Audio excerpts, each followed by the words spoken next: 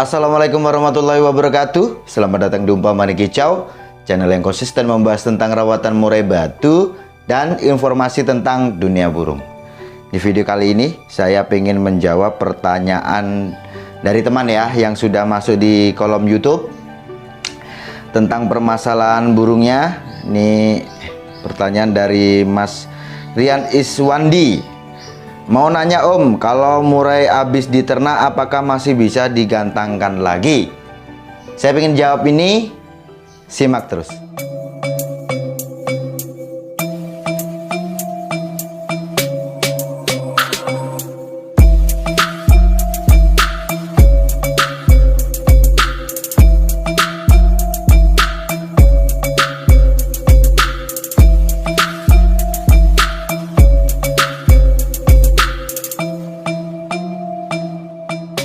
Oke ya teman-teman ya, untuk Mas Rian Iswandi sebenarnya saya sudah pernah bahas untuk burung ini.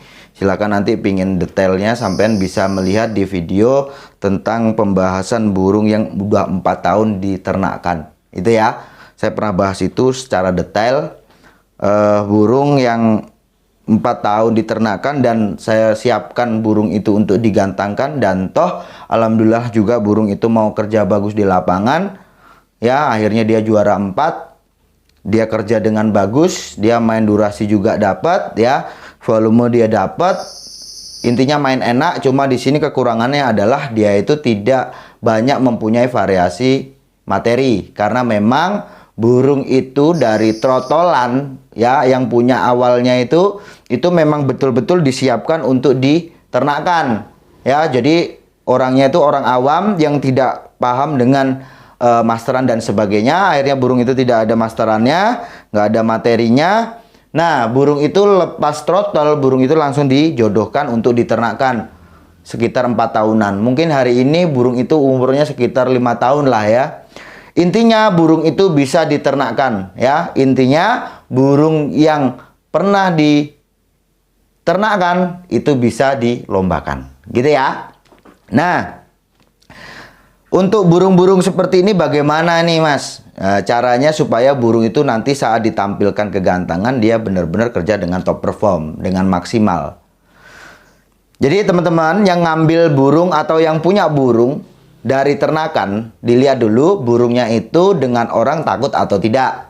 Satu ya, dengan suasana takut atau tidak ya. Oke, sekarang burung yang dengan manusia dia tidak takut ya. Dikatakan jinak juga tidak, dikatakan terlalu gesit juga tidak. Kalau burung yang saya punya ini kan terlalu gesit ya. Nah, teman-teman taruhlah burungnya semi gitu ya, semi gesit. Nah, apa yang perlu kita lakukan? Burung seperti ini kita kenalkan dulu, biarkan burung beradaptasi dengan lingkungan yang baru. Karena yang tadinya dia di dalam kandang besar, sekarang diberi kandang kecil gitu ya. Dan dikenalkan dengan rawatan-rawatan harian gitu ya. Paling tidak itu waktunya sekitar 2 minggu sampai 1 bulan ke depan lah teman-teman tuh perkenalkan dulu. Mulai dari mandinya, penjemurannya, kenalkan dengan krodong, kenalkan dengan suasana. Dengan suasana itu teman-teman kenalkan gitu ya. Kalau memang burungnya itu tidak takut, ya sudah kita main. Setelah penjemuran itu teman-teman di krodong aja sampai nanti sore dibuka, kasih IF, dikrodong lagi. Perlunya apa teman-teman ya? Kenapa harus dikrodong ini? Untuk menimbulkan sifat fiktornya itu tadi atau emosinya itu tadi. Burung itu kalau kita krodong ya, full krodong, itu kan secara tidak langsung kita membatasi pandangan dia, interaksi dia kepada manusia, interaksi dia dengan burung-burung lain. Dengan harapan apa? Nantinya untuk supaya burung itu punya emosi yang bagus gitu ya, punya sensitivitas bagus. Ini hubungannya dengan Victor juga, semangat tarung.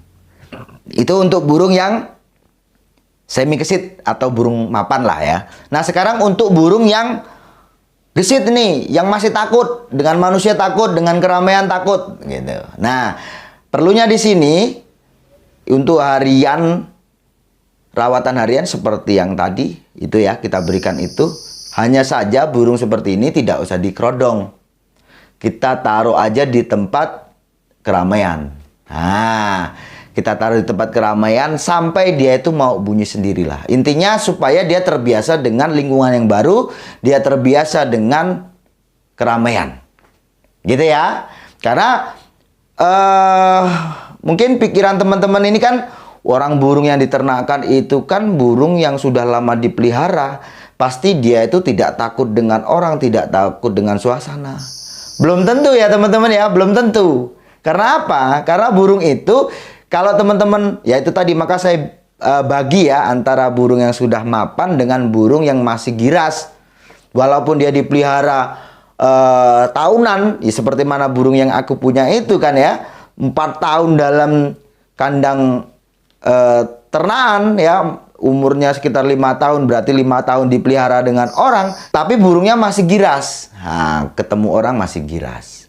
Gitu ya. Maka perlunya untuk membiasakan burung itu supaya tidak takut dengan orang, tidak takut dengan suasana. Bukan berarti dia tidak takut itu kita harus jinakkan, bukan itu, pengertiannya tidak seperti itu. Intinya ya, burung itu dapat beradaptasi dengan suasana yang baru. Gitu ya. Nah, itu langkah-langkah untuk teman-teman yang mungkin mau cabut burung dari kandang ternak, atau teman-teman mau beli burung yang diternakkan, mungkin pejantannya bagus, cuman ada masalah dan sebagainya, teman-teman suka, nah, teman-teman ambil. Ya, dia bermasalah mungkin diternakkan gak jodoh-jodoh atau gimana, teman-teman ambil, teman-teman siapkan untuk dilombakan. Caranya seperti itu. Dan untuk seterusnya itu seperti mana rawatan-rawatan burung yang pada umumnya. Gitu ya. Intinya burung murai batu yang pernah ditangkarkan itu bisa digantangkan. Tak jarang juga teman-teman ya. Ini pernah saya juga bahas ya. Kalau bisa, walaupun toh nantinya itu kurang maksimal, tapi paling tidaklah ini bisa mengisi kekosongan atau waktu-waktu kosong saat si jantan itu nganggur. Contoh nih, teman-teman, saat betina mengerami telurnya, berarti kan si jantan itu kan nganggur. Teman-teman bisa ambil untuk digantangkan. Nah, apakah ini bisa? Saya katakan tadi ya, tidak banyak tapi ini ada. Dan bagaimana untuk burung bisa seperti itu? Satu, karakter jantan itu dia harus sabar dengan betina. Dua, dia harus dibiasakan. Maka untuk mencetak burung-burung seperti ini ya, dibiasakan, diajari keluar masuk kandang itu dengan mudah ya. Kalau dulu itu ada burung di sini namanya Bargo, itu punyanya Irul 2009, itu cukup bagus lah karir burung itu. Ekor panjang itu ya. Itu ya gitu. Dia di poligami bisa, dimasukkan lagi itu harus dipegang lah ya. Dia itu dibiasakan itu dan dia memang bisa seperti itu. Jadi burung itu tetap bisa digantangkan dalam kondisi burung itu berproduksi. Nah, jadi waktu dia tuh betinanya ngeram, diambil, dia gantangkan. Jadi intinya teman-teman ya, saya katakan ini tidak banyak ya, tapi bukan berarti tidak ada. Di sini pun ada beberapa orang seperti itu. Dan saya pernah bahas tentang ini. Jadi ini perlunya teman-teman untuk mengajari supaya terbiasa. Nantinya burung juga bisa untuk digantangkan saat dia itu nganggur, betinanya mengerami. Ya, itu tadi teman-teman. Mungkin ya, mungkin memang tampilnya tidak semaksimal saat burung itu betul-betul hidup sendiri. Tapi paling tidak ya itu tadi. Ini kan bisa untuk suatu jawaban karena ini pertanyaan seperti itu. Dan memang ya kalau kita itu pemain pengennya ya kita ternak, ya kita bisa digantangkan, ya caranya seperti itu. Kalau masalah apakah itu nanti tampilnya maksimal atau tidak, saya sudah katakan mungkin akan lebih maksimal lagi saat dia itu hidup sendiri. Gitu ya. Nah, karena ini suatu hobi, orang itu mempunyai kesenangannya masing-masing ya. Ya taruhlah burung yang ditangkarkan ini tidak bisa masuk ke press cup. Mungkin yang punya burung pun tidak pernah terpikirkan untuk berangkat ke press cup. Tapi dia hanya ingin menggantangkan burungnya sebagai apa teman-teman ya? Sebagai pengisi waktu luang, dan dia pengen melihat bagaimana sih burung pejantannya itu saat digantangkan. Nggak perlu harus ke lomba besar. kelatberan pun jadi. Gitu ya teman-teman ya.